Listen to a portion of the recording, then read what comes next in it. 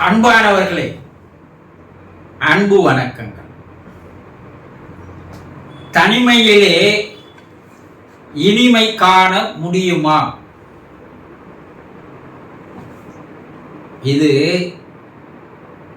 பழைய திரைப்பட பாடலில் வருகின்ற வரி.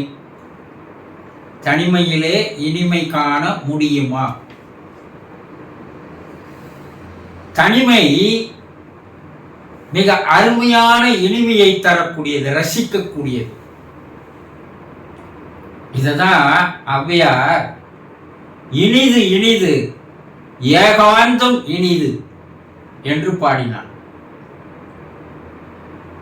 இனிமை என்பது என்ன என்ற கேள்விக்கு ஏகாந்தம் தான் இனிமை என்று ஔவையார் பதில் கூறுகிறார். நம்ம தனியா போய் உட்கார்ந்தோம்னா நம்மால இனிமை காண முடியுமா? சந்தோஷப்பட முடியுமா?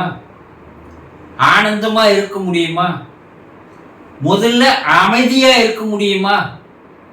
முடியாது. ஏன்னா எப்போ நம்ம தனியா இருக்கிறோமோ அப்பதான் நம்ம மனசுல எண்ணங்கள் வரிசை கட்டி வந்து நின்று நம் முன்னே ஒவ்வொன்றாக திரைப்பட காட்சி போல காட்டுகிறது. தனிமை என்னாவே நமக்கு என்ன ஒரு கொடுமையாக இருக்குது, ஒரு சிறையாக இருக்கிறது. அது நம்மளை ஏதோ வருத்தத்தில் கொண்டு வருவது போல நினைக்கிறோம் இல்லையா? உங்களால ஒரு மணி நேரம் தனிமையில் இருக்க முடியுமா? பாருங்க, முடியாது. உடனே கைபேசி எடுத்துக்கிறீங்க, செல்போனை எடுத்துக்கணும், நோண்ட ஆரம்பிச்சிடுறீங்க. வீட்டில் யாரும் இல்லை அப்படின்னா தனிமையில் இருக்க முடியல, உடனே தொலைக்காட்சி போட்டுடுறீங்க. இல்லை யாருக்காவது ஃபோன் பண்ணி அரட்டை அடிக்கிறீங்க. இல்லை ஒரு புத்தகத்தை எடுத்து படிக்கலான்னா தனிமையில் இருக்க சொல்லும்போது ஒரு 10 பக்கத்துக்கு மேலே படிக்க முடியல. மனம் எதையோ ஒன்றை நாடி நாடி நம்ம என்ன பண்ணுது? இழுத்து செல்ல முயற்சி செய்கிறது இல்லையா? தனிமை என்பது மிக கொடிது என்று பெரும்பாலானோர் சொல்லுவாங்க. அப்பா தனியா இருக்கிறது பெரிய போர் அடிச்சிடுச்சுப்பா, எங்கன்னா போலாமா சொல்றோமா இல்லையா? ஆனா இவங்க எல்லாம் எப்படி இனிதுன்றாங்க? சித்தர்கள், யோகிகள், முனிவர்கள், ரிஷிகள், அவதாரங்கள் எல்லாமே என்ன சொல்றாங்க? தனிமை மிக மிக இனியது. எந்த அர்த்தத்தில் அதை அவங்க சொல்லி இருக்கிறாங்க அப்படின்னா, அவர்கள் மனமானது தனிமையில் 0 அலைவரிசைக்கு வந்து விடுகிறது. நமக்கு ஓடுகிறது, அலை பாய்கிறது, திரிகிறது இல்லையா? கட்டுக்கடங்காமல் அது செயல்படுகிறது.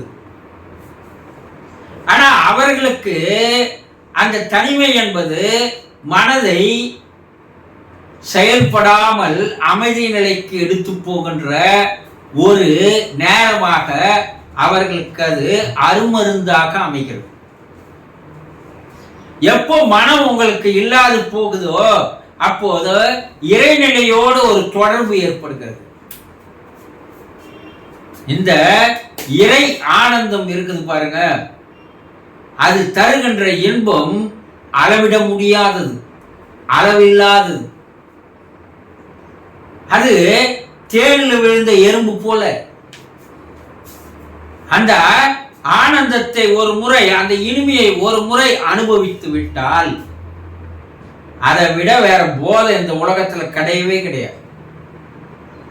அதனால்தான் நம்ம சித்தர்கள், முனிவர்கள், யோகிகள், ரிஷிகள் எல்லாம் அடர்ந்த காட்டுக்குள் போய் தனியா அமர்ந்து தியானம் செய்ய ஆரம்பித்தார்கள். அவங்க மக்களோடு மக்களா பழக மாட்டாங்க. ஏன் அவங்க காட்டுங்களை தேடி தேர்ந்தெடுத்தாங்க? ஏன் அவங்க ஊருக்குள்ள ஒரு ஆசிரமத்தை வச்சு கூடாது? அப்படின்னா மனிதர்களுடைய எண்ணங்கள் வெளியே வந்த வண்ணம் இருக்கிறது. நம்ம நகர வாழ்க்கையில வாழறோம், நம்ம சுத்தி ஆயிரக்கணக்கான பேர் இருக்கிறான், ஆயிரக்கணக்கான பேரும் ஆயிரக்கணக்கான எண்ணங்களை எண்ணுகிறான். அந்த எண்ணங்கள் எல்லாம் ஃப்ரீக்குவென்சியா பிரபஞ்சத்துல வருகிறது. அது நம்மை வந்து தாக்குகிறது, நம்மையும் அமைதியாக இருக்க விடாமல் செய்கிறது இல்லையா?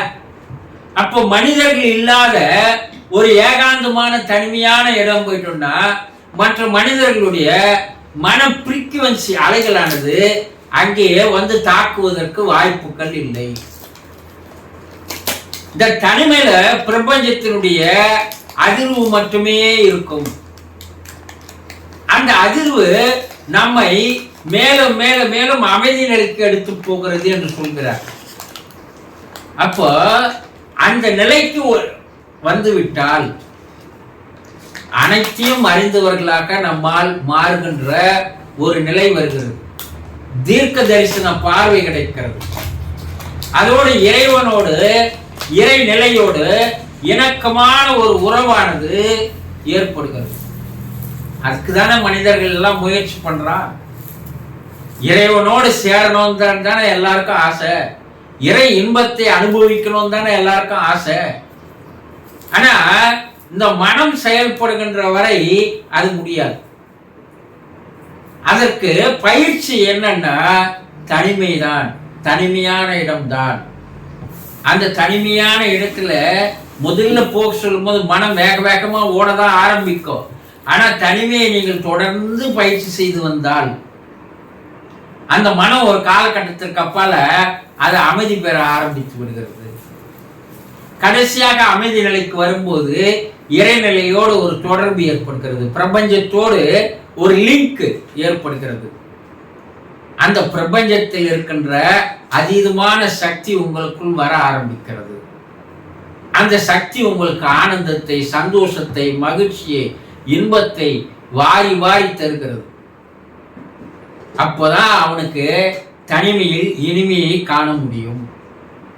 இந்த நிலை யாருக்கு வருகிறதோ அவர்கள்தான் தனிமையில் இனிமையை காண முடியுமே தவிர மற்றவர்களுக்கு தனிமை என்பது ஒரு கொடுமையாக இருக்கும் என்பதை புரிந்து கொள்ளுங்கள். சந்தோஷம்.